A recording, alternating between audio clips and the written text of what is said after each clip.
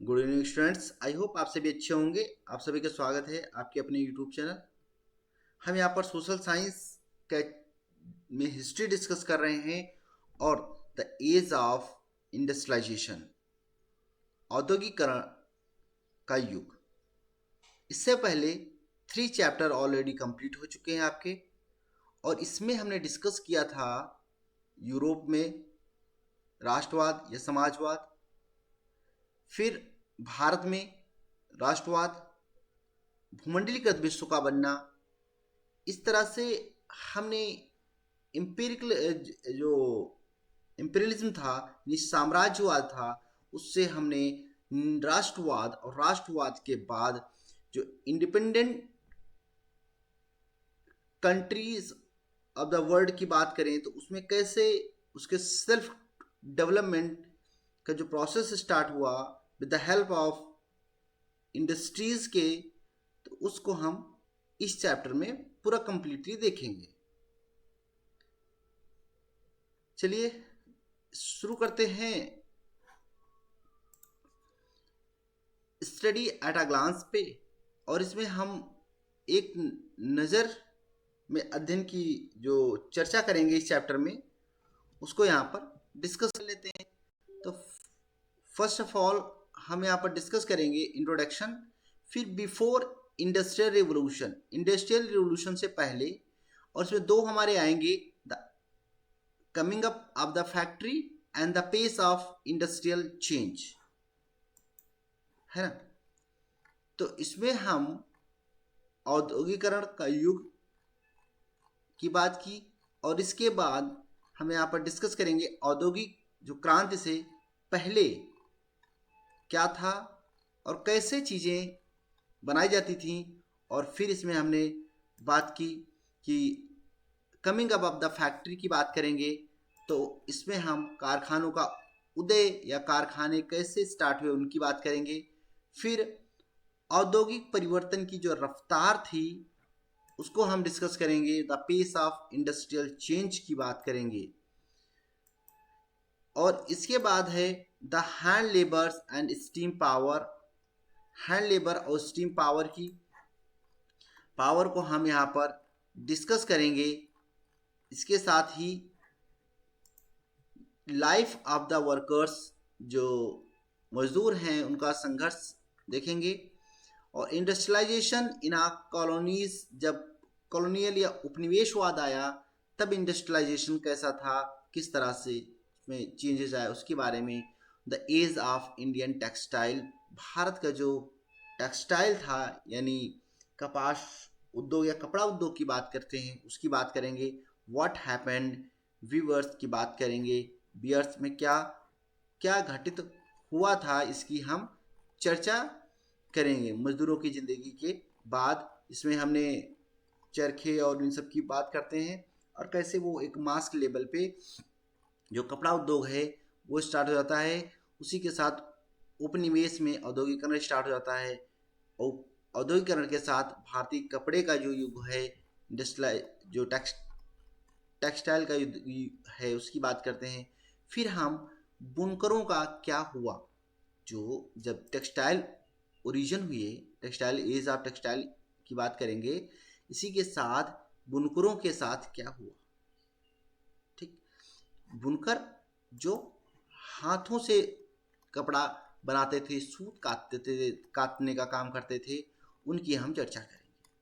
फिर भारत में जो है मैनचेस्टर का आना, इसकी हम बात डिस्कस करेंगे। फिर फैक्ट्रीज कम अप, फैक्ट्री के आगमन की बात करेंगे। इसमें इंटरप्रेन्योर्स की बात करेंगे, and where did the workers come from, है ना। जो भारत में मैनचेस्टर ईस्ट इंडिया कंपनी के साथ ही आए, और इसी के साथ इसमें हमने फैक्ट्रियों का आना, प्रारंभिक जो उद्यमी होते हैं उनकी बात डिस्कस करना, मजदूर कहाँ से आ रहे थे उसकी बात करेंगे। और इसी के साथ जो औद्योगिक विकास का जो अनूठापन है उसको डिस्कस किया जाएगा 5th पॉइंट पर। और 5.1 में हम यहाँ पर स्मॉल स्केल इंडस्ट्रियल प्रीडोमिनेंट देखेंगे, और मार्केट फॉर गुड्स यानी लघु उद्योगों की बहुतायता 5.5 में कैसे लघु उद्योग बढ़े, कैसे कैसे छोटे छोटे कुटीर उद्योगों की स्थापना होने लगी। एज जब हमने बुनकर या उस तरह से देखा, और बुनकर से कैसे वो स्मॉल इंडस्ट्री में कन्वर्ट होते चले गए, उनकी हम बात करेंगे। और फिर वस्तुओं के लिए, जो गुड्स के लिए मार्केट कैसे अवेलेबल है, उसको हम डिस्कस करेंगे, जो कि मॉडर्न उसमें होगा। और फिर हम निष्कर्ष में कैसे कैसे चेंजेस आए हमारे इंडस्ट्रियल युग में, जहाँ बिफोर इंडस्ट्रियलाइजेशन से स्टार्ट होता है ना, स्टार्ट होके, और कैसे वो मार्केट फॉर गुड्स के लिए यहाँ तक कि हम चर्चा करेंगे। तो आई होप आपको ये पॉइंट्स समझ में आ गए होंगे। तो फर्स्ट पॉइंट है हमारा इंट्रोडक्शन, जिसमें हम डिस्कस करेंगे कुछ चर्चाएं। सबसे पहले आप इस इमेज को देखिए, dawn of the century. Dawn of the century ये बुक जो थी वो E.T. पॉल ने पब्लिश करवाई थी। ये म्यूजिक बुक थी, जो कि न्यूयॉर्क इंग्लैंड में 1900 में हुई थी। ये 1900 की बात है, 19th सेंचुरी की बात है, कि एक पॉपुलर म्यूजिक पब्लिशर हुआ करते थे E.T. पॉल। उन्होंने एक म्यूजिक बुक जो है पब्लिश की, had a picture on a cover page. एक जो ये पिक्चर देख रहे हैं, ये जो है आपका कवर पेज है उस बुक का नाम है डाउन ऑफ द सेंचुरी। याद रखिएगा, एग्जाम में पूछ सकता है E.T. पॉल की बुक कौन सी है, डाउन ऑफ द सेंचुरी। ठीक। At the centre of the pictures is goddess. Centre में आप देख पा रहे हैं, ये एक देवी की तरह दिखाई गई है, एक जो फिगर बना हुआ है। एंगल ऑफ द प्रोग्रेस, ये sorry angel of the progress, ये उन्नत की देवी के रूप में इसको दिखाया गया है हमारी इस बुक में। इसी के साथ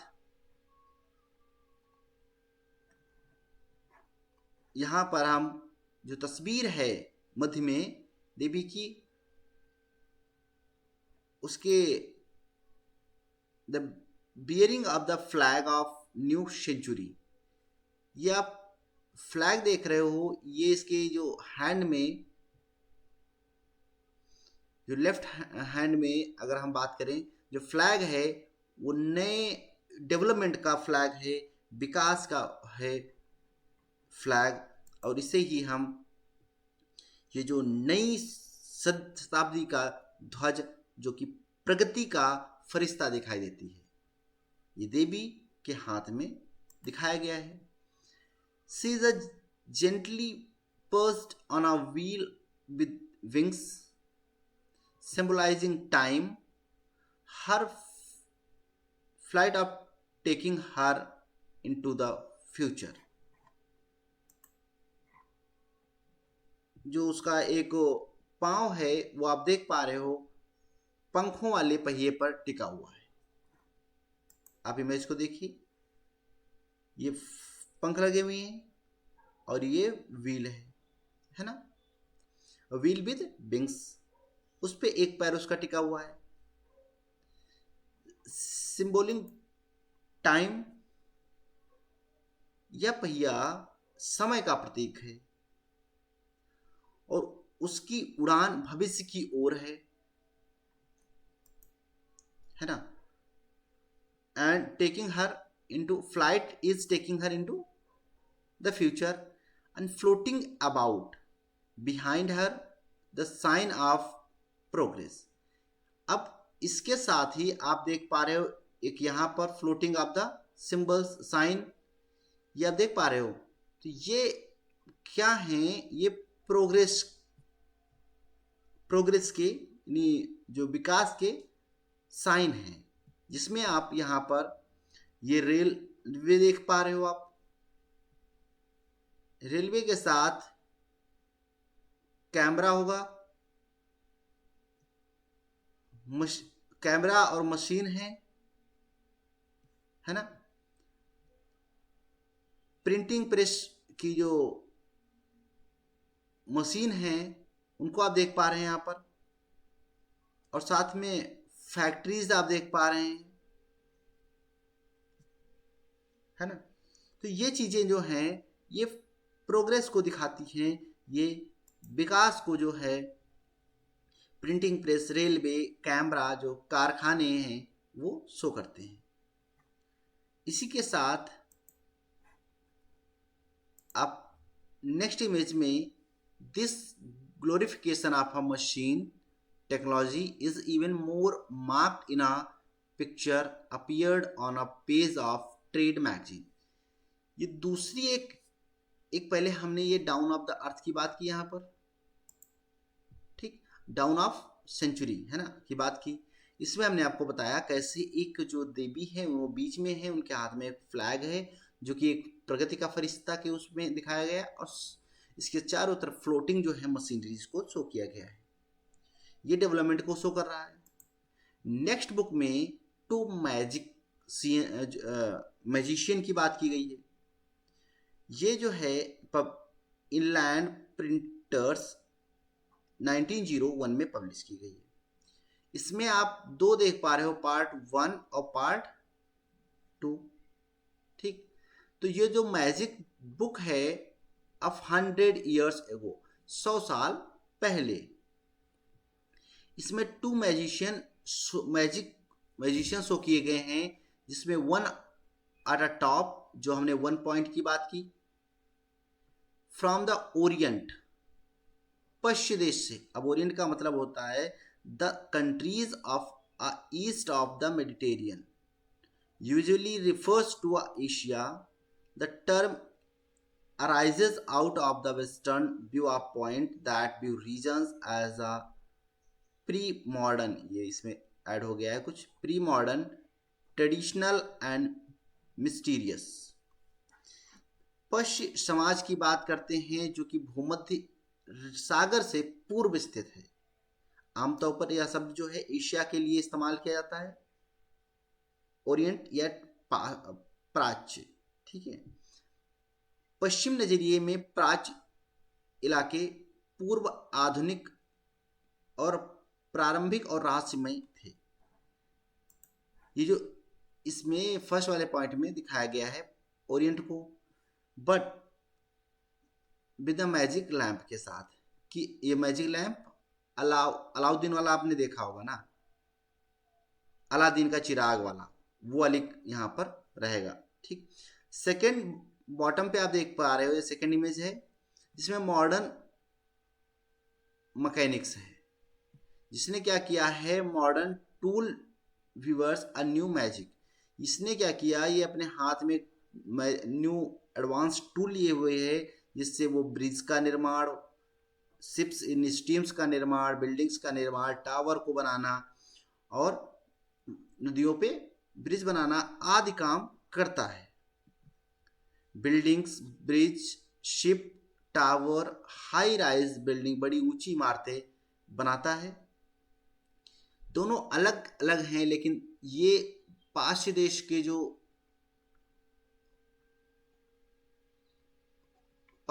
के जो मैजिशियन हैं, और ये आधुनिक है ना, ये आधुनिक, ये वेस्ट वर्ल्ड के हैं और ये ईस्ट वर्ल्ड के माने जाते हैं, है ना। तो इस वजह से ही इन दोनों मैजिशियन को बात की गई है। अलादीन जो थे वो रिप्रेजेंट करते हैं नंबर 1 पॉइंट, यहाँ पर आओ, ये अलाउद्दीन है, ये रिप्रेजेंट करते हैं, इसमें इनको अलादीन को पूर्व मतलब एशिया का माना गया है, ठीक। और ये साथ में पास्ट,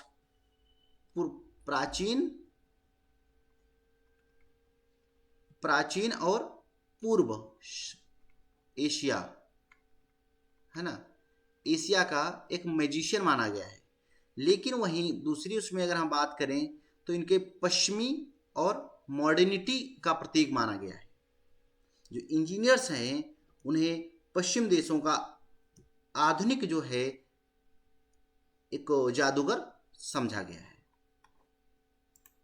आई होप आपको दो समझ में आ गए होंगे, इसमें कुछ नहीं है।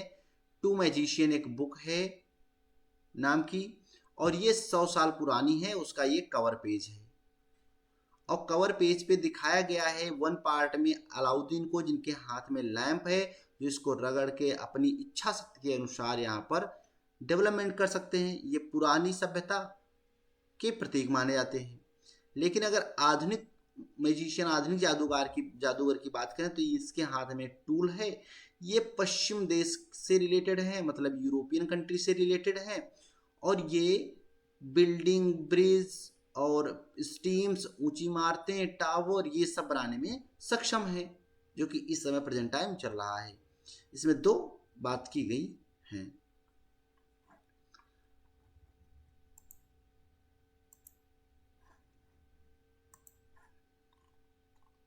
क्योंकि इसमें अगर हम आधुनिक की बात करें, ये तस्वीर जो सामने आपके है, इसमें आधुनिक विश्व की जो विजय गाथा कहती है, इस जो गाथा में आधुनिक विश्व द्रुत आधुनिक बदलावों व आविष्कारों व मशीनों व कारखानों, रेलवे और जो वाष्पोतों की आधुनिक के रूप में दर्शाया गया है।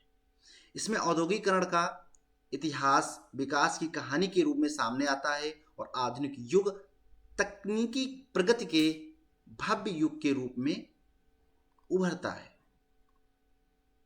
इसमें दो जादूगर शो किए गए हैं।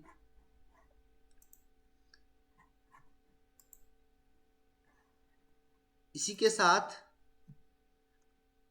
अगर हम बात करें, अब ये छवियां जो ये मूर्ति हैं, ये जो कवर पेज पे दिखाई जा रही हैं, इन छवियों और ये संबंध लोकमानस का हिस्सा बन चुके हैं। और यहीं पे अगर बात करें, क्या आप भी तेजी जो ये एडवांस्ड औद्योगिक इंडस्ट्रियलाइजेशन को प्रगति व आधुनिकता के काल के रूप में नहीं देखते? क्योंकि इसे देखना पड़ेगा। क्या आपको नहीं लगता है कि रेलवे और फैक्ट्रियों का निर्माण, गगनचुंबी जो हाई राइज बिल्डिंग्स हैं, वो ब्रिज हैं, का विस्तार समाज के विकास का प्रतीक या सिंबलाइज नहीं किया जा सकता? क्या खुद तक नहीं माना जा सकता? क्या ये जो प्रिंट किए गए हैं, प्रिंटिंग्स हैं, किस प्रकार विकसित हुई हैं, इसको विचार करेंगे या नहीं? विचार कैसे पाश्चात्य देशों में और कैसे मॉडर्निटी की बात में विभेद नहीं करेंगे?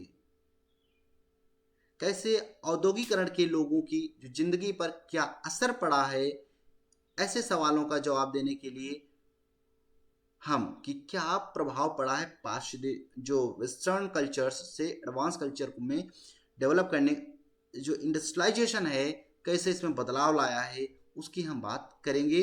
और ये समझने के लिए हमें इस इतिहास यानी हिस्ट्री को समझना बेहद जरूरी है। तो इसी से these images offer the triumphant account of the modern world. Within the account of the modern world associated with rapid technology change, innovations, machines and factories, railways and steamships, इसके विकास के साथ हम देखेंगे this the history of industrialization thus become the simply a story of development, and the modern age appears as a wonderful time of the technological process. And in this chapter we will look at this story. अगर हम इस chapter की बात करें, इस chapter में हम focus करेंगे first on Britain, first industrial nation, then India. पहले हम डिस्कस करेंगे आधुनिक औद्योगिकरण से पूर्व, फिर उसके बाद फर्स्ट इंडस्ट्रियलाइजेशन ब्रिटेन में स्टार्ट हुआ है, उसकी बात करेंगे। देन हम वापस आएंगे इंडिया पे, कैसे इंडिया में इंडस्ट्रियलाइजेशन स्टार्ट हुआ, where pattern of industrial changes was conditioned by the colonial rules. जो यहाँ पर डेवलपमेंट है, इंडस्ट्रियल जो पैटर्न है वो कॉलोनियल रूल्स के आधार पर देखने को मिलता है। अगर हम यहाँ पर जो पाश्चात्य देश थे उनकी बात करें हम, ठीक है, ओरिएंट्स की बात करें, तो ये आप Syria, Iran, Saudi, Oman, Yemen, Iran, है ना, Afghanistan, Pakistan, India, Nepal, Indonesia, Myanmar, ठीक, वियतनाम, कंबोडिया, लाओस, ये सब आप देख पा रहे हैं ना, जापान, चाइना, मंगोलिया, ताइवान, ठीक है। तो ये सब एक ओरिएंट में आते हैं, एक पाश्चात्य देश के अंतर्गत आते हैं, आपको देखने को मिलेंगे, है ना। रशिया, ये पार्ट उसमें सम्मिलित होता है। तो आई होप आपको समझ में आ गया होगा कि हम इसमें क्या डिस्कस करने वाले हैं। क्या हम जो बदलाव हुआ है औपनिवेश के शासन से, जो परिवर्तन आया है, उसके बारे में, कैसे राष्ट्र ब्रिटेन और उसके बाद भारत में औद्योगिकरण का जो युग है वो प्रारंभ हुआ है, इसी के साथ हम डिस्कस करेंगे कल। Thank you so much. Please channel को सब्सक्राइब करें, शेयर करें अपने मित्रों के साथ, और बताएं कि यहाँ पर एक जो है सोशल साइंस की कंप्लीट स्टडी दी जाती है। Thank you so much.